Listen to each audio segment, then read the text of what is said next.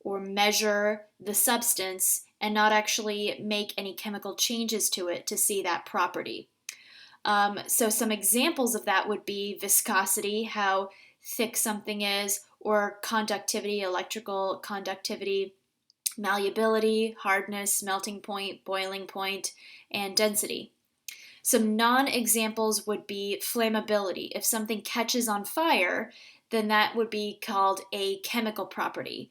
And that's something where you actually have to do a chemical reaction to see the property. So physical properties, we don't have to do any chemical experiments to see those. Okay, so viscosity. Please go ahead and add this definition to your notes. Viscosity is the tendency of a liquid to keep from flowing. Like to resist flow. So honey, like the honey that's on this little honey wand here, that's something that has a high viscosity. Also corn syrup and other thick liquids. Thin liquids, like vinegar and water, they have a lower viscosity. Conductivity is the ability for a material to allow heat to flow through it. So that's either heat or electricity. So that's what we're talking about with conductivity. My little GIF down here is showing some different types of materials being put in a circuit and how some of them conduct electricity and allow the light bulb to turn on and others don't. So wood, not conductive, but copper is. Then we've got malleability. If something is malleable, that means that it can be hammered into a thin sheet. So like a piece of gold that can be hammered into a gold coin. Something that's brittle is not going to bend, it's going to snap, like this delicious Twix bar. So brittle and malleable are opposites. We don't have a term like brittleability, it's just something is brittle. Malleability, though, we can use. Okay, next. Hardness. So hardness basically is the measurement of what a material is able to scratch, or what materials are able to scratch it. So one material can scratch another material if it is harder than the other material. You may have heard of the Mohs hardness scale. This is to describe the hardness of different types of minerals. The softest mineral is called talc, which is this very, very light mineral. It's almost kind of powdery when you scratch it. You can just scratch it with your fingernail because it's so soft. Then diamond is the hardest material known on Earth. Nothing but another diamond can scratch diamond. So it is number 10, or the very hardest on the Mohs hardness scale. So this is super soft, this is super hard. Okay, melting point and boiling point would be other examples of physical properties. So melting point being when you're going from a solid to a liquid, and boiling when you're going from a liquid to a gas. This is also called evaporation when something boils. Okay, then this is just a quick check question. If we know the melting point of a substance and the boiling point of a substance, and these are all the different substances, my question for you is, which of these substances would be a liquid at room temperature? Room temperature is about 20 degrees Celsius. That's about 68 degrees Fahrenheit. So here, these are all given in Celsius, so you've got to think about the 20 degrees Celsius. Which of these would be a liquid at this temperature? Go ahead and check any that you think are correct in this question.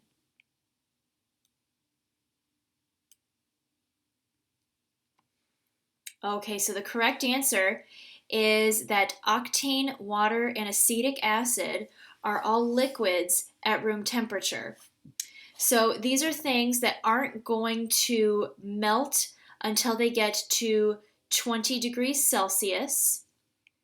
These are all things that will be melted at 20 degrees Celsius. Table salt and gold don't melt until they get up to 800 degrees Celsius and 1,000 degrees Celsius. So they won't have melted yet. Acetic acid melts at 16, so it's good. And it's not going to boil at 20 degrees, so it should still be a liquid. We've got then water and octane that fall in the right category. Now, ammonia isn't going to be, it does melt at negative 77, but it's also going to evaporate or boil at negative 33. So since this is already 20 degrees, that's almost 50 degrees higher than what you need to keep this from boiling. So then all of these are going to boil at even lower temperatures. These are like super, super, super low, way negative temperatures. So it's just these three. Okay, now we've got density, which we've defined already. And so when this says the ratio of mass of a substance to its volume, that just means mass divided by density. A ratio is a fraction, so it's mass over volume. Divided by volume is density. I think I misspoke just now and said mass divided by density. Mass divided by volume equals density.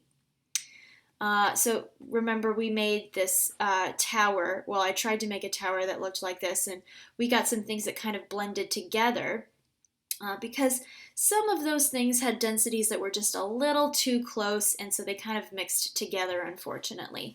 But this shows how the different densities can help you identify different substances.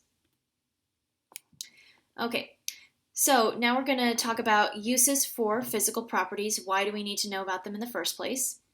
Well, there's three main uses, and I'm going to give you an example of each of them. First, you might use the physical properties to identify an unknown substance. Second, you might need to use the properties to determine what material you should use for a certain purpose.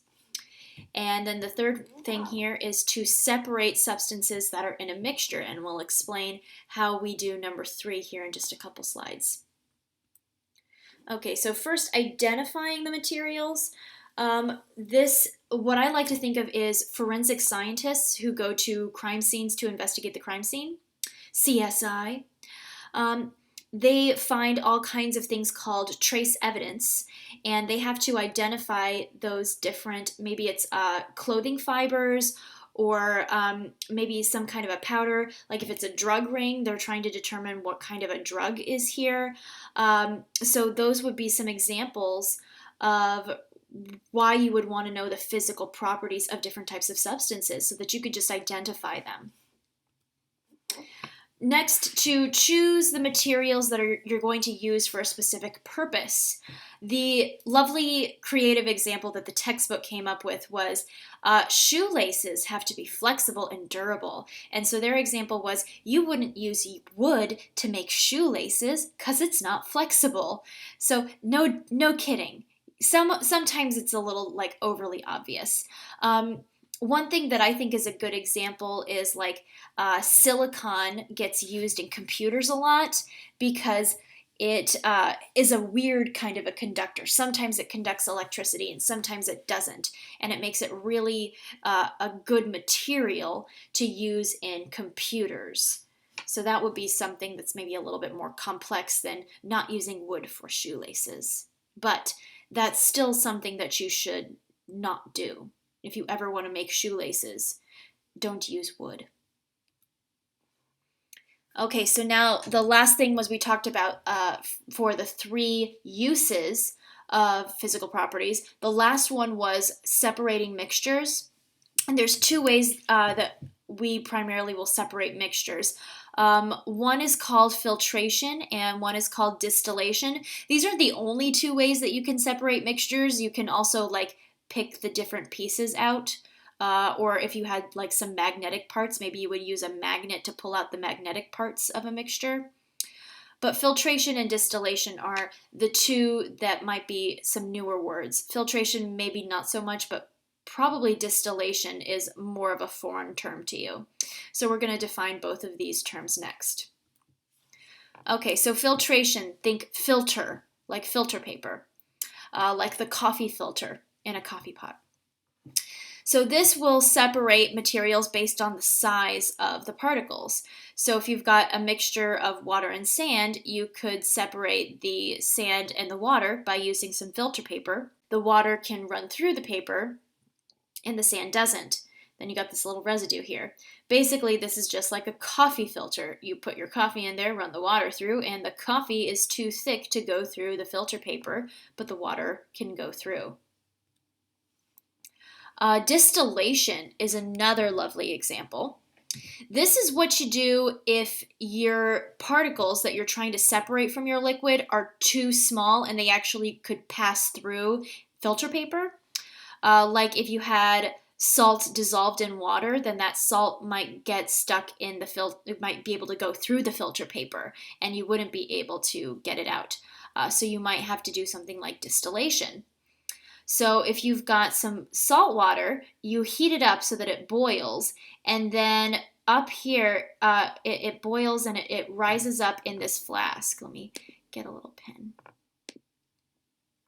Okay, so that water boils and it rises up in the flask in here.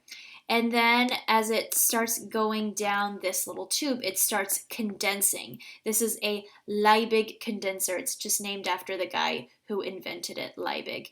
But the purpose of it is that it allows water to condense then, go back to being a liquid. And then that runs down here. And then you just have the clean, pure water that runs out over here. And that process is called distillation or distilling water.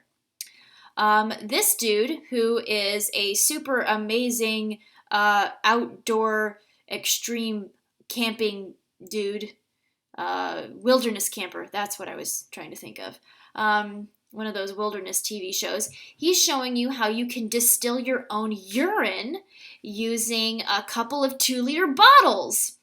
So you let the urine evaporate.